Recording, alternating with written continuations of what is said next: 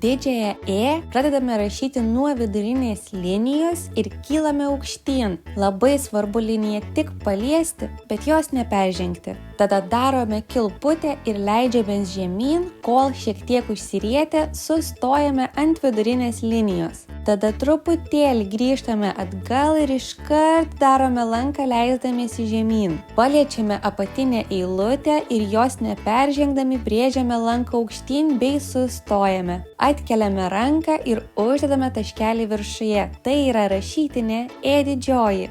Dabar pasimokysime rašyti mažąją E raidę. Mažąją E pradedame rašyti identiškai kaip didžiąją E, tik tai darome nuo apatinės linijos. Dabar kylame aukštyn, kol paliečiame vidurinę liniją ir vėlgi svarbu ją tik paliesti, bet neperžengti. Padarome kilputę ir po truputį leidžiamės žemyn, kol pasiekiame apatinę eilutę. Ją palietę kylame aukštyn ir padarome kilputę. Atkeliame ranką ir uždedame taškelį viršuje. Tai yra rašytinė E mažoji. Kad geriau išmoktumėte parašyti didžiąją ir mažąją E raidę, reikia praktikuotis. Pabandykite visą pirmą eilutę užpildyti tik didžiosiomis E raidėmis, o žemiau esančią tik mažosiomis E raidėmis. Taip kartokite, kol užpildysite visas puslapyje esančias eilutes.